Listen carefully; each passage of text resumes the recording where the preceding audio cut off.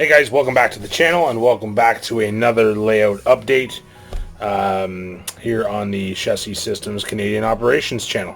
Got a lot of progress done this week on the layout, not as much as I was hoping. I am still waiting on a shipment from Credit Valley. They were able to get something packaged up for me and sent out a few pieces I need to complete my main loop for my main line. They did a fantastic job, got it in and out the door very, very quick. Canada Post, however, have not been on the ball, and for good reason, obviously, with what's going on. So I'm not too worked up about that.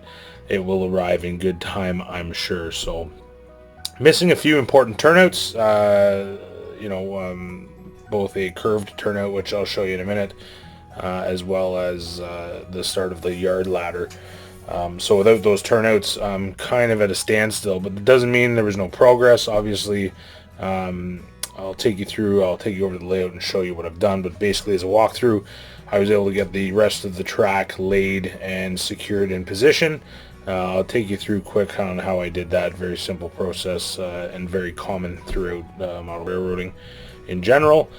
So once those were all secured, I was able to actually go through and wire up blocks 1 and 2. So I am going to be running this layout both DC and DCC.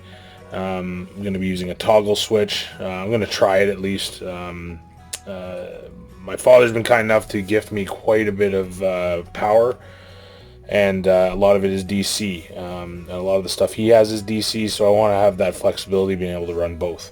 So I've wired it up in blocks with bus wires. It is going through an Atlas selector right now. And obviously there'll be more wiring to come once I try to figure out how I'm going to integrate the DCC side of it. But in the meantime, I wanted to test the track, test the functionality, see how it ran, make sure all my joints were good, make sure I had enough power feeders in to make sure I didn't have any drop in current and that type of thing. So I'll take you through. I'm going to show you some stills. The wiring is not done to the point where I'm going to show photographs of it. It's still very temporary in the one spot, just so I get some trains running to test it. Obviously I'm going to want to secure it up and probably put some wire loom or something on it to protect it, as the underneath of my layout, just like many of us, is going to be storage. So all the wires are tight up in the bench work, drilled holes through the 2x4 construction to run the wires through. So very happy with how that came out. So I'm going to jump you guys off of this and over onto the tripod, take you for a quick loop, show you what we've done, take you through some of the processes I used, and then we'll come back here and we'll talk about next steps and what will be coming up on the channel.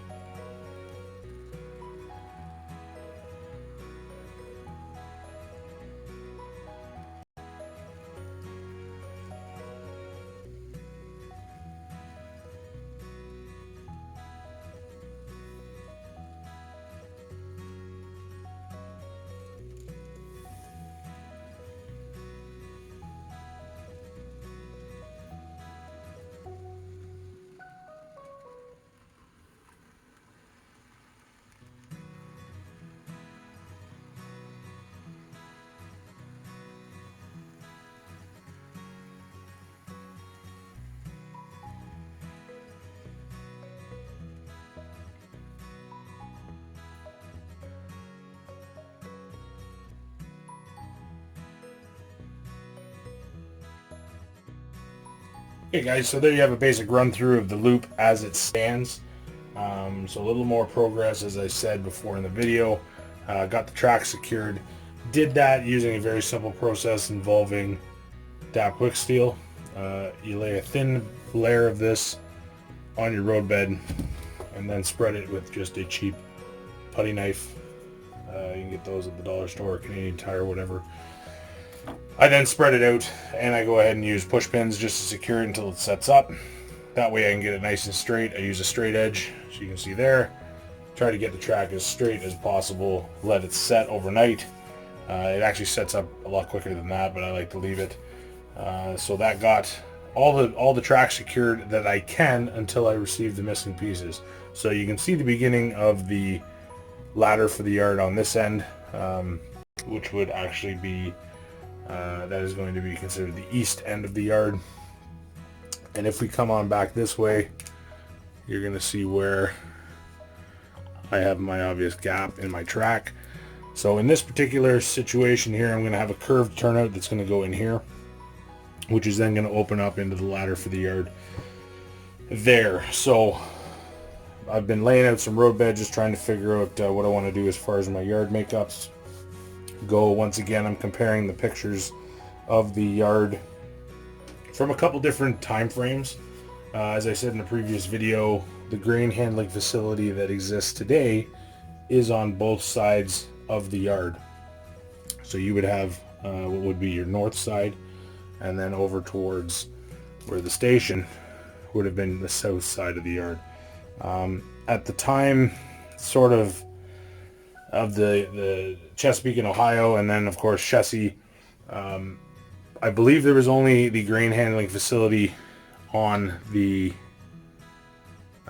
south side, just due to the time frame. So toying with a few ideas. I have a little bit of free real estate obviously in this corner. There's not a whole lot of room there, but what it can give me the opportunity to do is there was a spur that came off to go to Thompson's, which is the grain handling facility that exists. I could put a switch or a turnout right here, which would then allow me to have access to where the elevator actually would be, or close to proximity to where the station was. So I'm toying with that idea as well. Again, waiting on those turnouts to arrive. I ordered enough so that if I did decide to do that, I'd have the opportunity to. So as you can see, I left this portion of the track unsecured so that I could bring it back to here, so that I don't have to worry about clearance, and if I lose an engine, it's not going to go off the side. So likely a turnout's going to go here, which is then going to curl around, and I'm going to give it a bit of a bend, and that'll give me some modeling opportunities here to better fill out the grain facility. On the opposite side of this yard, obviously you're going to have just your general yard tracks, as well as there's a ramp, an old freight ramp, as well as an engine house, and there's a couple other industries that could be represented there. So I'm still playing with the idea. I want to try to mimic the yard as closely as possible, but that's going to take some considerable planning. So given I was short on resources, and given the current climate, it's not easy to just go out and pick something up or to grab something. I think I made some pretty good progress this week. So that's sort of the layout as it stands right now with the current update. This here, I got to pull those pins because that is going to be the access to standard tube. So we'll finish here, and we'll go back over to the desk and we'll have a chat. So all in all, very pleased with the progress I've made this week. Got a lot accomplished. Very happy with how it went. Obviously, it would have been nice to get those pieces and be able to complete the loop and get the the entrance to the ladder of the yard done. But that'll come in good time. Hopefully the package maybe shows up tomorrow, if not maybe Monday, and we can finish that section and have a full continuous loop. Right now it's only 2 blocks. I'm going to have 2 other blocks, the yard itself and then the area over at standard tube, as well as the other industry I'm going to put onto a separate block as well. So very pleased, very pleased, really excited. It's been a lot of fun. It's been quite the adventure. I've had my little girl down here giving me a hand. The wife's been down. Everybody's been playing with trains. It's been great. So it's been a nice little escape and a fun project. So definitely looking forward to continuing to share some of the techniques and things I'm using. There's so many great resources on on YouTube already. And it's amazing how much you can sort of pick up from different content creators. Like, you take a little bit from here and a little bit from here and combine it all and make it your own, and really knuckling down and doing this trial and error, and getting comfortable with the skill sets, and I think that's what makes it such a great hobby, is all the different skill sets that you kind of bring together to really build a model railroad. I was definitely leery between the bench work and then laying the track. Fairly confident with the wiring, only because it's what I do for a job. I'm not too concerned that way, but laying the track, getting a track plan worked out, getting things straight, so you have that fairly prototypical look. Some of the times when you look at it, it's sometimes the model railroaders get it better than the railroad. Let's put it that way. So it's a tall order to fill, but it's been a lot of fun. Really happy with how everything's coming together, and really happy to be sharing it with you guys. So definitely look for more content, more layout updates. Very excited. I'm going to continue to get weathering on the track, get some colors down, weathering the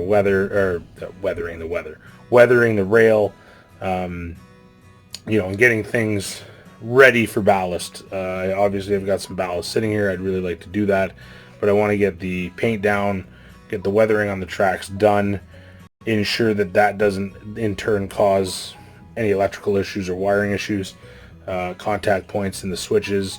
I was fairly careful to make sure that I put power feeders on either side of the switches. They are Pico Insul Frogs,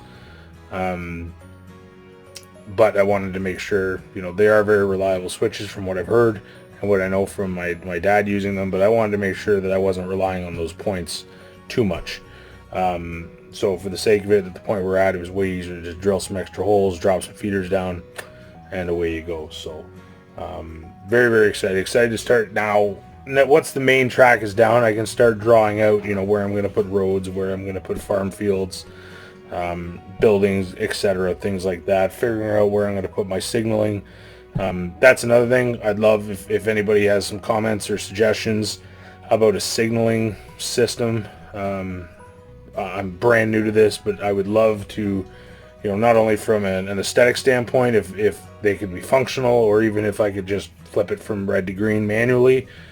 Be really cool to know how to do that. Leave a comment down below for me, give me some instructions, or even some ideas on where I can find that information. I haven't got too far into the research on that yet, so if anybody can help me, that'd be awesome. Other than that, looking forward to getting some more content up. We're going to start covering off some weathering, so I'll take you through some of my processes and steps for that. Should be a lot of fun. So thank you all very much for subscribing. All the new subscribers that have just stopped by, thank you very much. Welcome.